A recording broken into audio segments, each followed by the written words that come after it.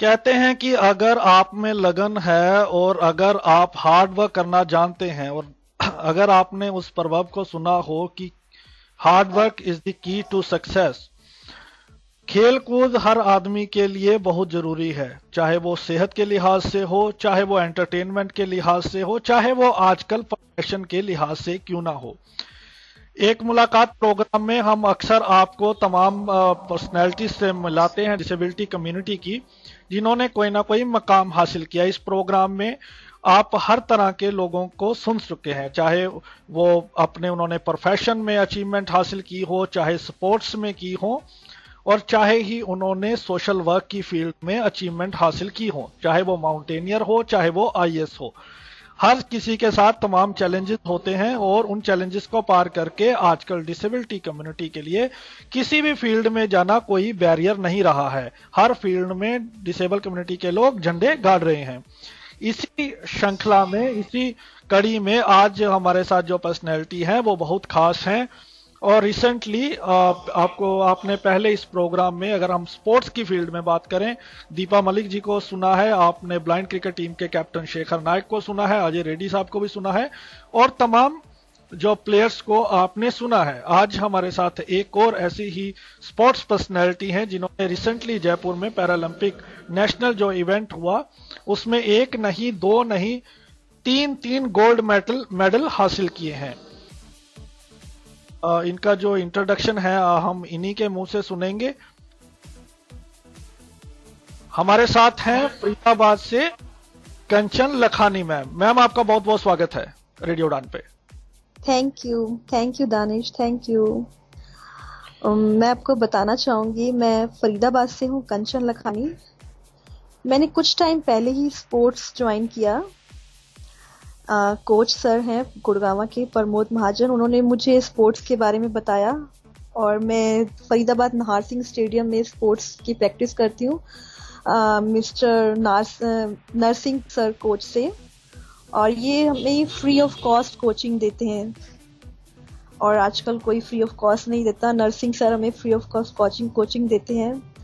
और स्पोर्ट्स के अलावा मैं सोशल वर्क भी करती हूँ, लाइक स्लम एरियाज में जाके गरीब बच्चों को कोचिंग देना, या हम लोगों की कुछ संस्थाओं के साथ जुड़ के मैं सोशल वर्क करती हूँ। हमारे कुछ प्रोजेक्ट्स चल रहे हैं, जैसे कन्या भ्रूण हत्या, बेटी बचाओ बेटी पढ़ाओ, स्वच्छ भारत अभियान, कई प्रोजेक्ट्स पे मैं काम भी कर रही हूँ। और जी, सब लोगों की बेस्ट विशेस मेरे साथ होंगी तो मैं बहुत आगे जाऊंगी। बिल्कुल, आप इसमें कोई शक नहीं है, आप ऑलरेडी बहुत आगे बढ़ गई हैं। तो सबसे पहले कंचन मैम, हम आपके चाइल्डहुड के बारे में, आपके बचपन के बारे में, आपकी फैमिली बैकग्राउंड के बारे में जानना चाहते हैं और जानना चाहते हैं कि आप फिजिकल डिसेबल हैं, तो ये डिसेबिलिटी के क्या कारण रहे? मैं फिजिकल डिसेबल हूँ, बट मैं फ्रेंकली बताऊं, मैंने आपको फिजिकल डिसेबल मानती नहीं है जी। इंसान शरीर से अपंग नहीं होता, अगर वो मन से हार मान जाए तब वो अपंग माना जाता है, जो मेरा सोचना है।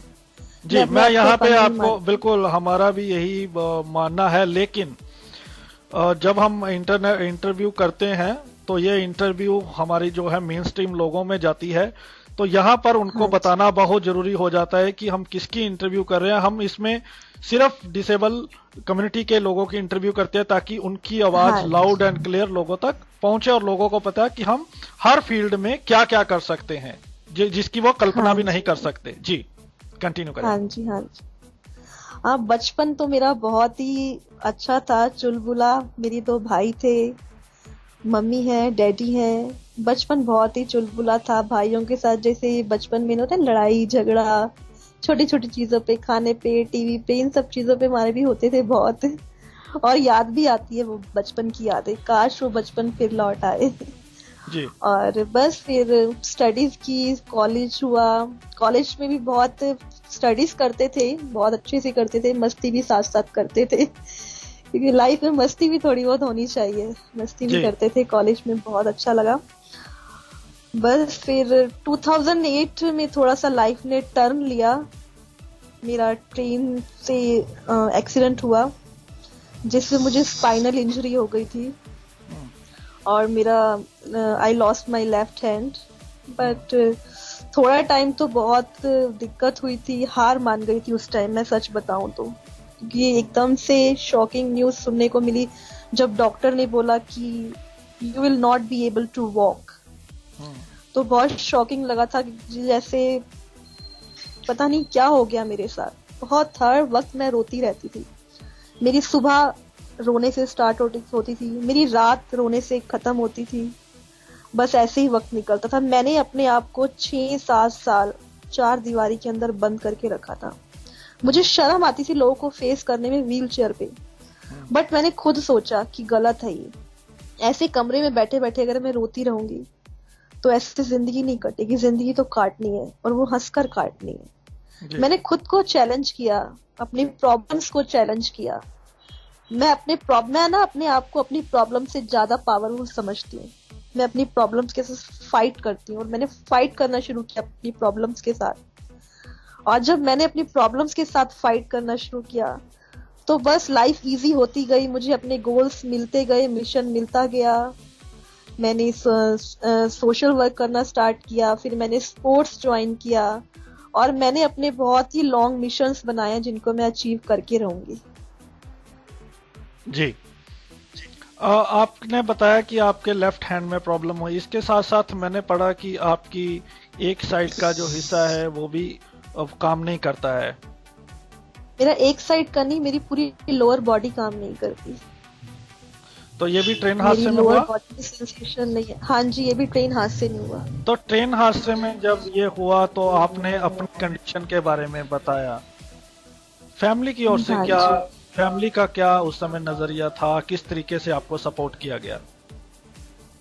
मेरे फैमिली ने तो मुझे बहुत सपोर्ट किया, बहुत, और आज तक भी कर रहे हैं। बट मतलब कुछ लोगों की नेगेटिविटी थी, जो मतलब मुझे लोग बेचारी टाइप कहना, तो उनकी ये बातें मुझे बहुत पिंच करती थी उस टाइम जब लोग बेचारी मुझे बोलते थे। बट मैंने मन में ठान लिया था कि ये बेचारी, मुझे किसी की सिंपैथी नहीं चाहिए, किसी की सिंपैथी मुझे नहीं चाहिए। मैं कुछ ऐसा करके दिखाऊंगी कि लोग मुझे बेचारी ना बोले, मुझ पे गर्व करें। और मैं जब गोल्ड मेडल जीत के आई तो मुझे याद है मेरी मम्मी को किसी ने बोला कि ऐसी बेटी होनी चाहिए, तो मुझे बहुत प्राउड फील हुआ उस टाइम। और मुझे याद है जब मेरा एक्सीडेंट हुआ था और मैं घर आई थी तो मेरे घर के बाहर बहुत भीड़ लगी हुई थी, और उस टाइम मैं लोगों को फेस नहीं कर पा रही थी शर्म से कि मेरा एक्सीडेंट हो गया, अब मैं चल नहीं पाऊंगी। और जब मैं कल आई, जब मैं गोल्ड मेडल जीत के आई, मेरे घर के बाहर वैसे ही भीड़ लगी हुई थी, बहुत लोग थे, और तब मैं लोगों को फेस कर रही थी बिल्कुल प्राउड के साथ, बहुत हैप्पी थी। और ये डिसेबिलिटी कई बार बहुत तोहफे देती है। हो सकता है कि कई बार अगर हम डिसेबल ना होते तो बहुत सारी ऐसी चीजें हमारी लाइफ में ना होती। अच्छा, एनीवेज इस पे हम आते हैं, और ये बताएं कि ये जो आपका एक्सीडेंट हुआ, ये आप चलती ट्रेन से उतरने की कोशिश कर रही थी, जहाँ ट्रेन निकल रही उसको फिल्मों की तरह आप चेस कर रही थी? ये कैसे हुआ आपके साथ? मेरा पैर स्लिप हो गया था। अच्छा, पैर स्लिप हो गया था आपका। ट्रेन में हमने काफी देखे हैं कि ये हादसे होते हैं, और ट्रेन में काफी, अरुणिमा मैम जो हैं माउंटेनियर हैं, तो उसका आपने सुना होगा, वो भी ट्रेन में ही उनके साथ कुछ लोगों ने बदतमीजी की और उनको फेंक दिया।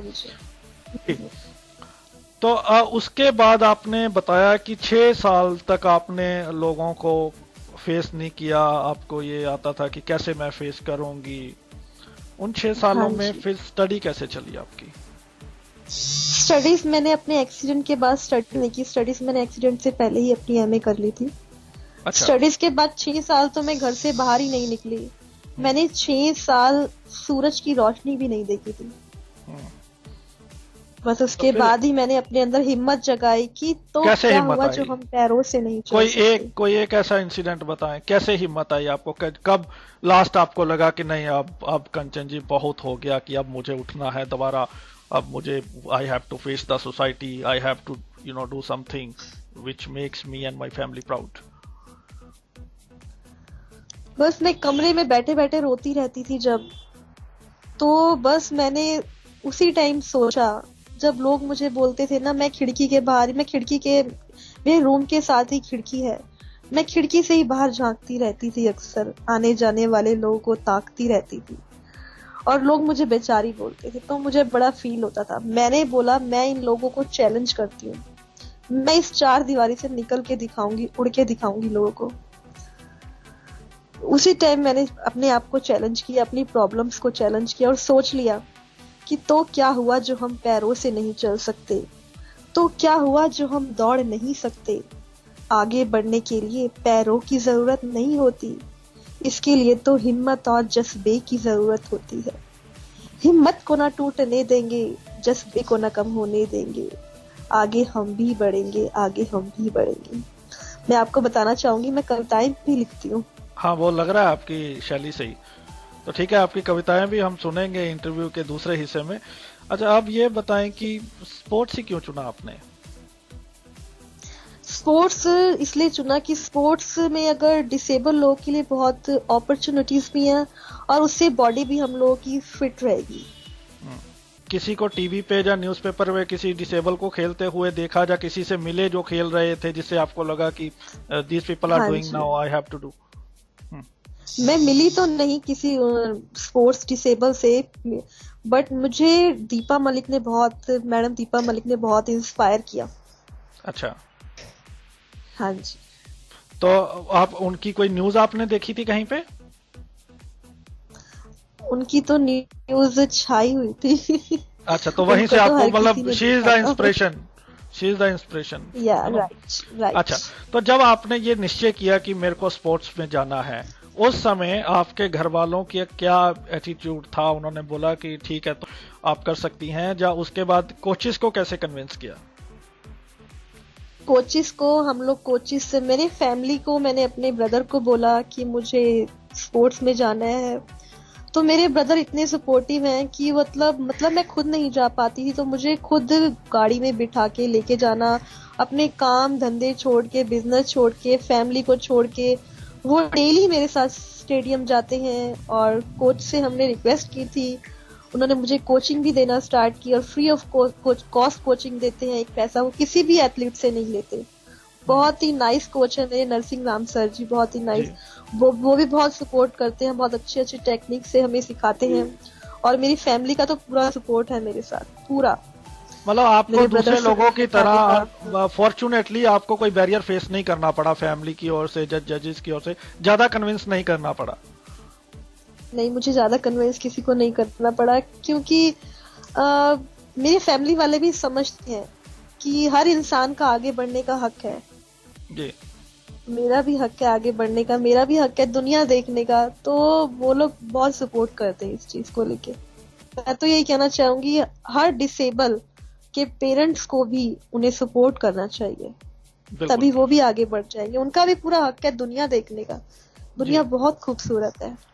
बिल्कुल, इसमें कोई शक नहीं है। मैं ये जानना चाहता हूँ कि ये हरियाणा में आजकल जो भी है पहलवान लड़कियां निकल रही हैं, आपके भी मसल स्ट्रांग होंगे, आप डिस्कस शॉर्टकट करती हैं, तो ये हरियाणा की मिट्टी का कमाल है, दूध दही का कमाल है? क्या है हरियाणा में, ऐसा क्या है? ये हरियाणा की मिट्टी, दूध दही छाछ, ये सब खाना पीना बहुत ही मस्त है यहाँ का। मुझे पंजाब से हरियाणा में शिफ्ट होना पड़ेगा, मैं थोड़ा वीक हूँ, तो मुझे लगता है 6 महीने में हरियाणा लगा लेता हूँ। अच्छा, तो ये हरियाणा की लड़कियां बहुत ही ताकतवर होती हैं। हाँ, नहीं, मैं लड़कियों को नहीं छेड़ूंगा, मैं अपना खाने पीने की ओर ध्यान दूंगा जी। तो ये बताएं कि अब जैवलिन, डिस्कस और शॉट पुट, क्या आपको यही कन्वीनियंट लगता है? मतलब सारे इवेंट्स में है, हर तरह का स्पोर्ट्स पैरालंपिक एथलीट्स के लिए है, तो ये विशेष तौर पे डिस्कस, शॉट पुट और जैवलिन ही क्यों चुना आपने? क्योंकि ट्रैक इवेंट्स तो हम लोग व्हील चेयर यूजर है, मैं व्हील चेयर यूजर हूँ तो मैं कर नहीं पाऊंगी ट्रैक इवेंट्स, तो मैंने अपने लिए फील्ड के इवेंट्स चुने, shot put throw, discus throw, javelin throw. वैसे व्हील चेयर रेस भी होती है? व्हील चेयर यूज होती है, बट उसके लिए ना 2 हैंड्स चाहिए होते हैं व्हील चेयर को मूव करने के लिए। बिल्कुल बिल्कुल। हाँ, तो इसमें आपका पहला नेशनल था? हाँ जी, मेरा पहला नेशनल था। पहले नेशनल में 3-3 मेडल? हाँ जी। आपको तरस नहीं आया बाकी लोगों पे कि उनको भी मंजिल बहुत दूर तक जाएगी मेरी, मेरा मिशन बहुत आगे तक है, आगे तक नहीं वो तो जाएंगे। ठीक है, हमारी दुआएं आपके साथ है, लेकिन बाकी लोगों पे तरस नहीं आया कि मैं दो ले लेती हूँ एक दूसरे को, वो भी खेलने आए हुए हैं। जो मंजिल आसानी से मिल जाए उस मंजिल की ना कोई कहानी है, और जिस मंजिल की ना कोई कहानी है, ऐसी मंजिल की तो दुनिया भी ना दीवानी है। बिल्कुल सही है। आपकी हॉबीज क्या क्या है? मेरी हॉबीज, मैं जब भी मुझे टाइम मिलता है तो मैं कविताएं लिखती हूँ, और टीवी देखती हूँ, बच्चों के साथ टाइम स्पेंड करती हूँ, और सोशल वर्क करती हूँ। That's it. स्पोर्ट्स, सबसे बड़ा मैं स्पोर्ट्स करती हूँ। कितना टाइम डिवोट करती हैं स्पोर्ट्स के लिए? मैं 5 to 6 hours daily. 5 to 6 hours। हाँ जी। तो इसमें आपको क्या लगता है स्पोर्ट्स पर्सन के लिए, खासतौर पर पर्सन विद डिसेबिलिटी की अगर हम बात करें, हम्म। क्या टिप्स आप देना चाहेंगी उनको, किस तरह का जज्बा होना चाहिए? चैलेंजेस के साथ साथ चैलेंजेस आपको क्या लगता है, कौन से चैलेंजेस ज्यादा बड़े हैं इसमें? जब आपको इसमें आना तो किन बातों का ध्यान रखना चाहिए? डिसेबल लोगों को स्पोर्ट्स करने के लिए सबसे पहले उनको फैमिली को उन्हें सपोर्ट करना चाहिए। फैमिली को, उनके समाज को, उनको कई तरह की हेल्प भी चाहिए होती है। मैं आपको फ्रेंकली बताऊं, हम्म। उनको स्टेडियम तक जाना उनके लिए एक चैलेंज होता है, उनके लिए एक टास्क होता है हम्म। स्टेडियम तक जाना। और कोई भी स्पोर्ट्स करो उसके लिए हर फाइनेंशियली भी स्ट्रांग तो होना चाहिए, नो डाउट। और अपने आप को फिट रखिए, एक्सरसाइज करिए, फिट रखिए, मंजिल बहुत ही आसानी से मिल जाएगी। थोड़ी मेहनत करनी पड़ती है हर किसी चीज के लिए। हम्म। चैलेंजेस फैम बहुत आते हैं, उन चैलेंजेस को फेस करना पड़ता है, फाइट करनी पड़ती है। फाइनेंशियल चैलेंजेस और फैमिली सपोर्ट के अलावा स्पोर्ट्स खेलने के लिए क्या चैलेंज है? स्पोर्ट्स खेलने के लिए चैलेंज है सबसे पहले डिसिप्लिन। डिसिप्लिन होना चाहिए, मतलब डिसिप्लिन सीधा रहेगा। सीधा सीधा सीधा आप कह रही हैं कि हम नहीं खेल सकते? नहीं, नहीं, मैंने ऐसा नहीं कहा। हर कोई खेल सकता है अगर वो प्रॉब्लम्स को फाइट करना जानता है, हर कोई खेल सकता है। अच्छा, तो आप भी खेल की सकते हैं। डिसिप्लिन की क्वालिटी होनी चाहिए। आप तो हमें इंस्पायर कर रहे हैं।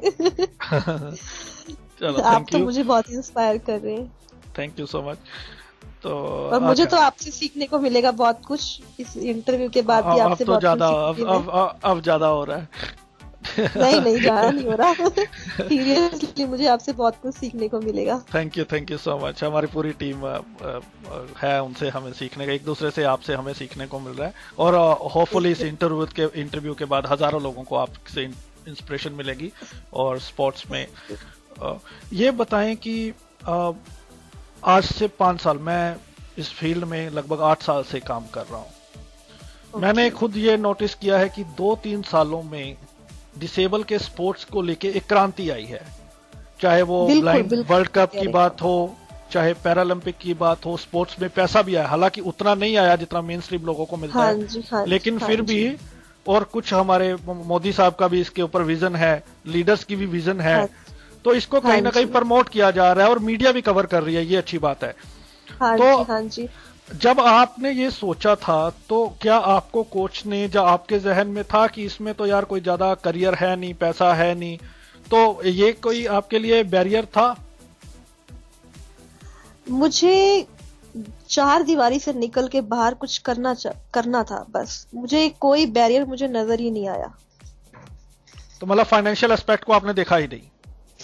मैंने सब सोच लिया, बस मुझे जाना है तो जाना है बाहर, कुछ करना है तो करना है। मैंने किसी बैरियर को अपने आगे आड़े आने ही नहीं दिया। आपने मास्टर्स किए, उसके बाद हाँ आपने जी। स्टडी क्यों नहीं परस्यू की? मतलब आपने ये स्टडी को एंड कर दिया, या डिसेबिलिटी एक कारण था आपकी स्टडी में बाधा का? नहीं, मेरा स्टडीज को एंड करना डिसेबल कोई कारण नहीं था।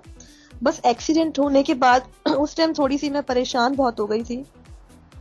फिर मैंने सोचा मैंने अब कुछ करना है, तो कुछ करने के लिए मैंने स्पोर्ट्स को पहले चुना। स्पोर्ट्स को चुना। आपने जॉब के हाँ, लिए ट्राई नहीं किया? जॉब के लिए अभी तक तो नहीं ट्राई किया, पर अब मैं जरूर करूंगी। पहले क्यों? आपको फैमिली फाइनेंशियली ठीक था इसलिए जरूरत नहीं हुई, या आपको करना ही नहीं था? ऐसा कुछ नहीं है, फैमिली तो मेरी अभी फाइनेंशियली ठीक है, ऐसा कुछ नहीं है, वो लोग, उनका कुछ नहीं है कि करो मत करो, मेरी अपनी मर्जी है।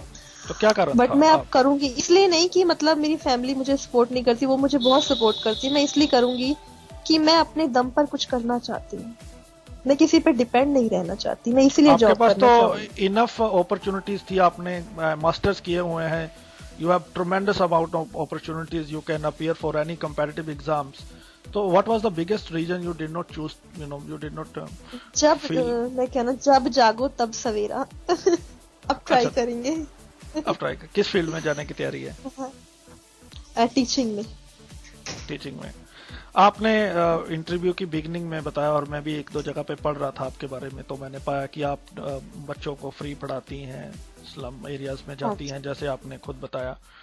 तो कौन सी हाँ जी। ऑर्गेनाइजेशंस के साथ जुड़ी हुई हैं, और यही काम आपने रेदर देन डिसेबल आपने ये स्लम एरिया क्यों चूज किया? मैं एजुकेशन को बहुत ही इम्पोर्टेंस देती हूँ, तो मैं चाहती हूँ जो लोग एजुकेशन फाइनेंशियली स्ट्रांग ना होने की वजह से एजुकेशन नहीं ले पाते, उन लोगों को एजुकेशन की इम्पोर्टेंस बताई जाए, उन लोगों को जाके उनको पेरेंट्स को मोटिवेट किया जाए कि एजुकेशन के बिना लाइफ में कुछ भी नहीं है।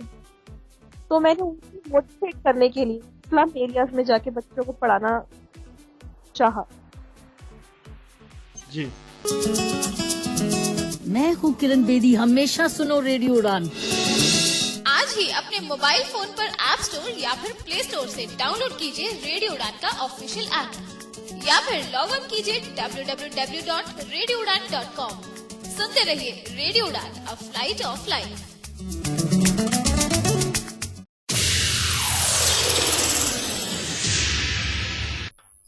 मेरा टॉवल कहाँ पर पड़ा हुआ है?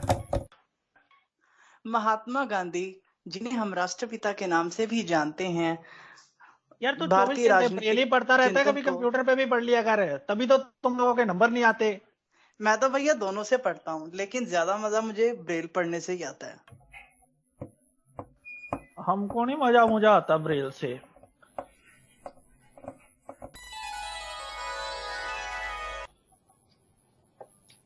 यार अभी एग्जाम देने जाना है, तो मैं फटाफट से एक बार एक लुक ले लेता हूँ.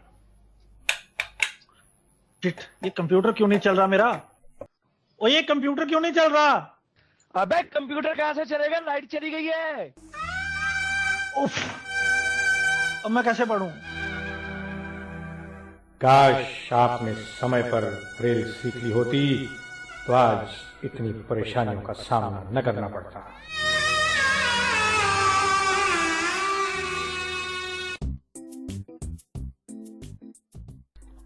ब्रेल दृष्टिबाधितों के लिए उतनी ही महत्वपूर्ण और आवश्यक है जितनी कि technology. Braille is a key towards independent life for the blind.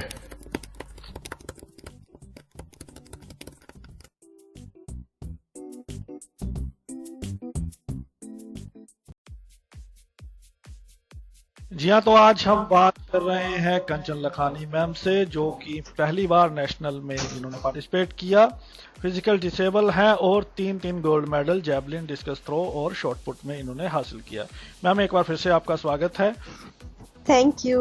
और हम बात कर रहे थे आपकी एजुकेशन किस तरीके से आपने स्लम एरियाज में शुरू किया, तो उस पर आप अपनी बात रख रही थी कि किस तरीके से आपने सोचा कि मुझे स्लम एरिया में जाना चाहिए. इसके बारे में थोड़ा बताएं. हाँ जी, मैं एजुकेशन को बहुत इम्पोर्टेंस देती हूँ। तो आजकल हम लोग देखते हैं बच्चे, कूड़ा बीनने वाले बच्चे, जिस एज में उनको पढ़ना चाहिए उस एज में वो कूड़ा बीन रहे हैं, वो अपना टाइम यूटिलाइज नहीं कर रहे जिस टाइम में उनको पढ़ना चाहिए। तो मैं उन लोगों को मोटिवेट करना चाहती हूँ। मैं चाहती हूँ कि उनको एजुकेशन की इम्पोर्टेंस पता चले और वो भी पढ़ें, कि पढ़ाई के बिना कुछ भी नहीं है। तो अभी तक तो इसीलिए what is the outcome of your efforts? तो आपको लगा कि वो इंटरेस्ट ले रहे हैं स्टडी में, आप जाती हैं? हाँ जी, अब तो उनके पेरेंट्स भी इंटरेस्ट लेने लगे हैं। ये बहुत वो बड़ी लोग बात तो है. लेने, अब उनके पेरेंट्स भी इंटरेस्ट लेने लगे हैं। जी, ये बहुत बड़ी बात है. तो किस किस ऑर्गेनाइजेशन से आप जुड़ी हुई हैं, और ये ख्याल कब आया माइंड में कि मुझे एजुकेशन के लिए इन एरियाज में जाना चाहिए? आपने बताया आप स्वच्छ भारत से भी जुड़ी हुई हैं, और भी कई आपने मिशंस बताएं कि उन सब के लिए आप सोचती हैं कि इसके लिए कुछ होना चाहिए। हाँ जी, एक एनजीओ है फरीदाबाद में, मिशन जागृति के नाम से। उनके जो डायरेक्टर हैं उनसे मेरी एक बार मुलाकात हुई थी, तो उन्होंने मुझे अपने प्रोजेक्ट्स के बारे में बताया कि ये उनके प्रोजेक्ट्स चल रहे हैं, तो मैं काफी इंस्पायर हुई थी। तो मुझे भी लगा कि मुझे भी इस नोबल कॉज में अपना कुछ ना कुछ तो देना चाहिए। तो बस उन लोगों से मोटिवेट होके मैंने भी थोड़ा बहुत उनके साथ ज्वाइन किया, जितना मेरे से होता है मैं करती हूँ थोड़ा बहुत। अच्छा, अभी एक पोइम हो जाए आपकी। हाँ जी, अब एक पोइम हो जाए आपकी। अब एक पोइम हो जाए। चैट कर रहे हैं लिसनर्स मुझे कि मैम ने कहा कि आप पोइम सुनाइए। ओके, मैं आपको अपनी पोइम की कुछ लाइनें सुनाती हूँ जी। जिंदगी में हार कभी ना मानना, हार के लड़ना ही तो जीना जिंदगी है। जिंदगी कभी ना रुकती है, जिंदगी कभी ना झुकती है, ये तो चलती का नाम गाड़ी है। इस गाड़ी से रेस लगानी है, चट्टानों में राह बनानी है, और मंजिल पर विजय अपनी पानी है। ये मेरी कविताओं की थोड़ी सी लाइन है जी। तो हाँ बहुत जी। बढ़िया आप लिखती हैं। तो सारा इंस्पिरेशन लिखती हैं आप? बस टाइम पास के लिए, हाँ थोड़ा इंस्पिरेशनल। बहुत लिख लेती हूँ, ज्यादा मैं अपने आप को मैं ये नहीं कहती चैलेंज करती कि मैं बहुत अच्छी राइटर। मैं थोड़ा बहुत टाइम पास के लिए घिसा पिटा लिख ही लेती हूँ। गाती भी हैं आप? गाती तो मैं नहीं हूँ, खैर मेरी आवाज इतनी अच्छी नहीं है कि मैं गाऊं। आवाज तो आपकी बहुत अच्छी है। आप तारीफ कुछ ज्यादा ही चलो करते हैं। दो लाइनें सुना दे, लिसनर जज करेंगे आप अच्छी हैं या नहीं। मैंने एक बार गाया था, लोगों ने शो बंद कर दिया। मेरे पास जो टीआरपी शो हो रही थी ना वहां पे, तो सबने क्विट कर दिया जितने सुन रहे थे।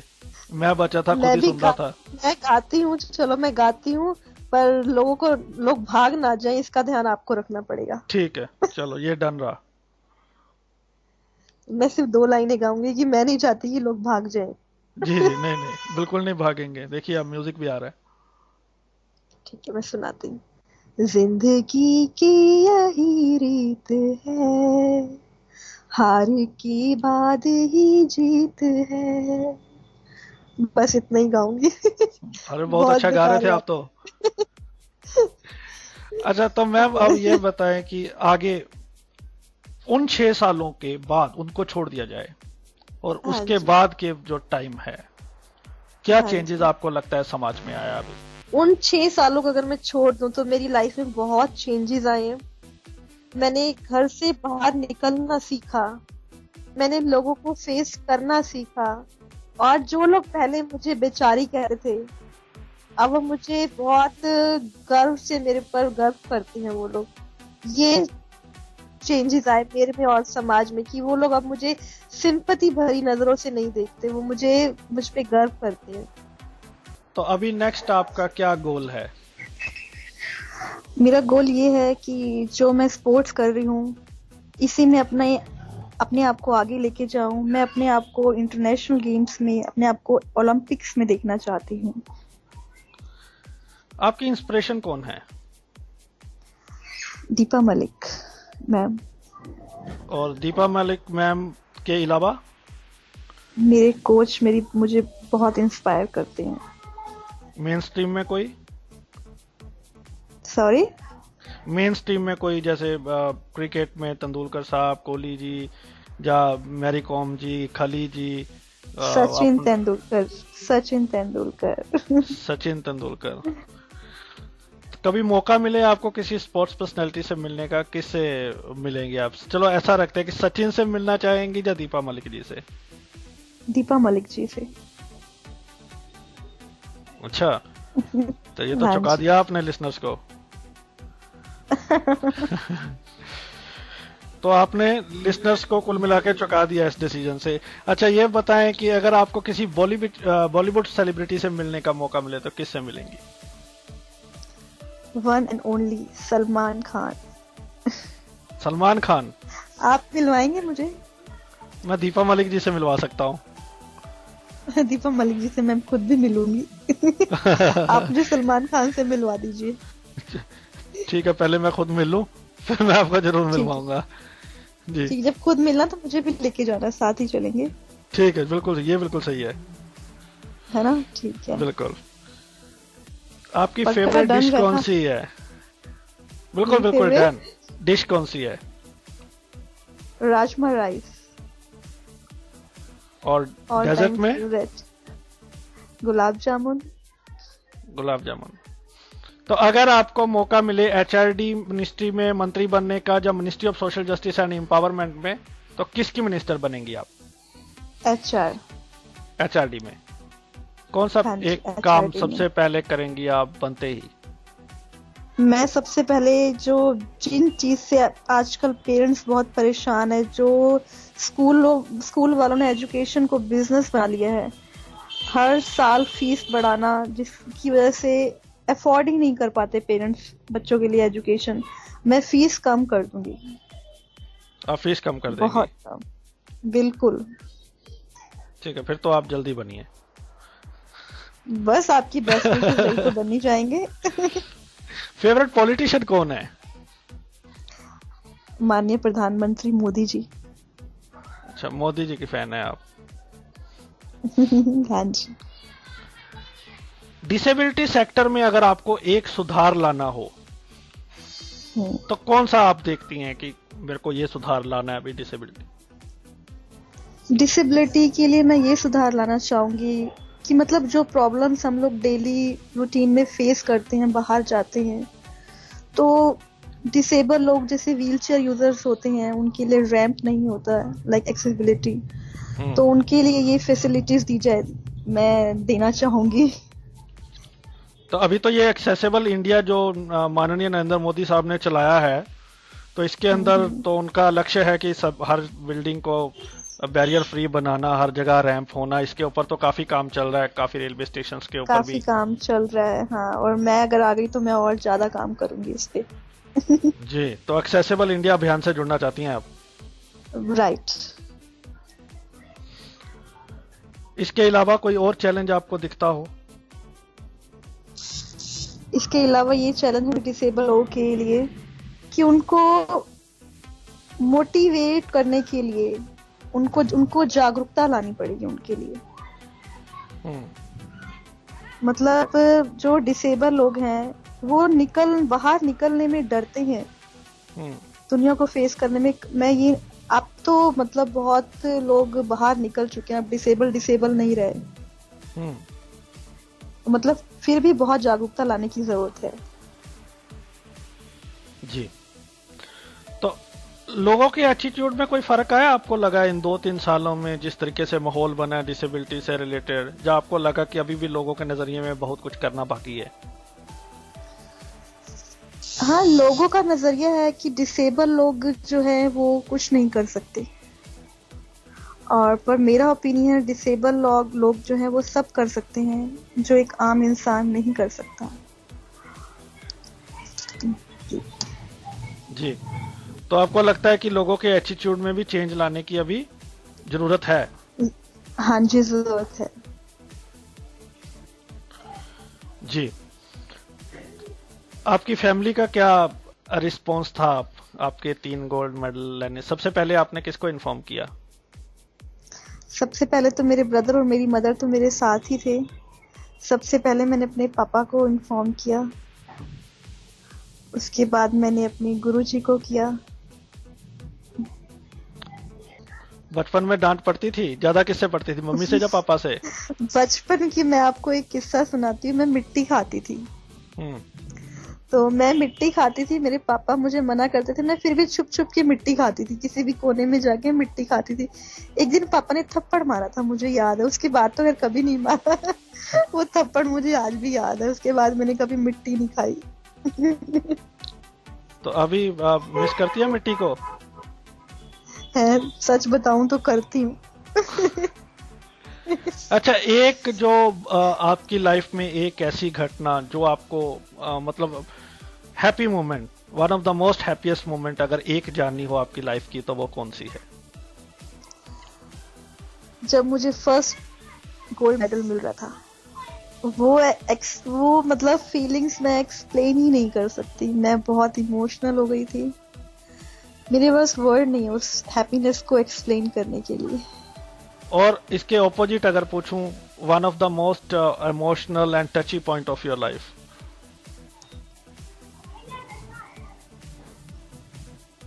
Most टची point of my life, जब मेरा एक्सीडेंट हुआ था। एक्सीडेंट होने के बाद कौन सी एक चीज है जो आप मिस करती हैं जब आप नॉन डिसेबल थी?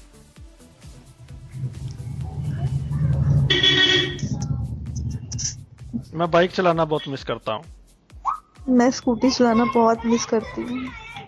ये तो कॉपी आप कॉपी कर रही हैं। नहीं, मैं भी स्कूटी चलाना मिस करती हूँ बहुत। जी, क्या मैसेज रहेगा आपका लिसनर्स के लिए? सॉरी, किसके लिए? लिसनर्स के लिए, यंगस्टर के लिए। ओके, यंगस्टर्स के लिए मैं ये मैसेज देना चाहूंगी कि हर इंसान को अपने ड्रीम्स बनाने चाहिए। हर इंसान के अंदर कुछ ना कुछ तो क्वालिटी होती है, टैलेंट होता ही है। उसको पहचानो, उस क्वालिटी को बाहर लेके आओ, दुनिया के सामने लेके आओ, उस पर हार्ड वर्क करो, फिर देखो दुनिया, आप दुनिया को नहीं, दुनिया हमें देखेगी। हम लोग डिसेबल नहीं है, वी आर एबल। हम लोग वो सब कर सकते हैं जो एक नॉर्मल इंसान करने की सोच भी नहीं सकता। बस जरूरत है तो हमें अपनी कमजोरियों को अपनी ताकत बनाने का, अपने खुद पर, अपने आप पर विश्वास करने का। बस दुनिया अपने आप बदल जाएगी। जी, तरक्की अपने पास खुद कदमों में आएगी। जी। तो मैम, इज इट पॉसिबल कि हम आपके पापा से थोड़ी देर बात कर सकें लिसनर्स के लिए? हाँ जी, हाँ जी, हाँ जी, मैं एक मिनट बात करवाती हूँ। जी सर। हाँ जी सर, आपका रेडियो उड़ान पे बहुत स्वागत है। Thank you sir. हम जानना चाहते हैं कितनी प्राउड की मोमेंट है, आपकी बेटी 3 गोल्ड मेडल आपके लिए लेके आई हैं, देश के लिए लेके आई हैं। हाँ जी, हाँ जी, हाँ जी, हमें तो बहुत बहुत प्राउड हो रहा है, बहुत बहुत। हम तो मतलब पूरा परिवार खुशी है नहीं समा रहा। हम चाहते हैं कि हमारी बेटी और भी आगे बढ़े, क्या ख्वाहिश है? खेलने जाए। हाँ जी, ओलंपिक तक जाए। जी, हाँ जी, ओलंपिक तक जाए। हमें तो मतलब यही धारणा है और यही टारगेट है हमारा। हमारा फुल परिवार का सपोर्ट रहेगा इसको हर तरह से। जी बिल्कुल, आपके बारे में सारी भूल गए हम लोग। जी, तो कभी उनकी डिसेबिलिटी को लेके कोई दुख होता है आपको? नहीं, अब बिल्कुल दुख भूल गए एकदम। पहले तो होता था लेकिन अब भूल गए ये सारी चीजें। अब मतलब कोई हमारे मन में कोई पछतावा नहीं है किसी तरह का। तो आप क्या मैसेज देंगे लोगों को जिनके घर में किसी दुर्घटनावश कोई डिसेबल हो जाता है, तो क्या मैसेज रहेगा आपका उन लोगों के लिए? हमारा मैसेज यही है कि इस चीज को लेके मायूस न हो और बच्चे आगे बढ़ते रहेंगे और थोड़ा हौसला होना चाहिए, जज्बा होना चाहिए, विल पावर होनी चाहिए थोड़ी। मतलब इस चीज को लेके मायूस ना हो, कोई भी माँ बाप मायूस ना हो। बहुत शुक्रिया सर हमसे बात करने के लिए। Thank you sir. Thank you so much Kanchan Lakhani ji, हमसे बात करने के लिए, अपनी लाइफ के तमाम इंसिडेंट्स हमारे साथ शेयर करने के लिए, लोगों को इंस्पायर करने के लिए, आपका कीमती समय रेडियो उड़ान को देने के लिए बहुत बहुत शुक्रिया आपका। Thank you sir, thank you Danish, thank you. ये मेरे लिए बहुत गर्व की बात है, मुझे आपसे बात करने का मौका मिला। जी थैंक यू। तो लिसनर्स, आज हमारे साथ कंचन लखानी मैम थे, जो कि शॉर्ट पुट, डिस्कस थ्रो और जैवलिन में जिन्होंने 3 गोल्ड हासिल किए। पहली बार नेशनल में उन्होंने पार्टिसिपेट किया और 3 गोल्ड लिए। इनका ख्वाब है कि ये ओलंपिक में देश के लिए मेडल लेके आई। सो एजुकेशन को ये काफी तवज्जो देती हैं और एजुकेशन में फीस कम करवाना चाहती है, ये इनकी प्राथमिकता रहेगी और समाज में एक परिवर्तन लाना चाहती हैं ये। तो इसी तरह हम प्रोग्राम एक मुलाकात में आपको और पर्सनैलिटी से मिलाते रहेंगे। आपको ये भी बता दें कि चेस की जो एशियन चैंपियनशिप हुई थी विजुअली इम्पेयर्ड की, उसमें 3 एशियन चैंपियनशिप में 3 मेडल आए, 3 के 3 ही इंडिया के नाम रहे और उनको भी जल्दी हम आपको अगले प्रोग्राम में मिलवाएंगे। 3 खिलाड़ी वो कौन है, थोड़ा सा सस्पेंस रखते हैं। बहरहाल हमें सुनने के लिए बहुत शुक्रिया। और Udaan idol musical talent hunt show is waiting for you.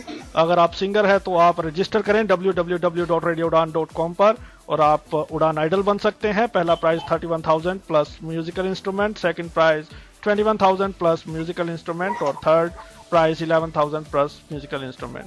तो इसी तरह रेडियो डान सुनते रहिए। अगला शो बिल्कुल तैयार है। बहरहाल एक मुलाकात में मुझको सुनने के लिए बहुत शुक्रिया।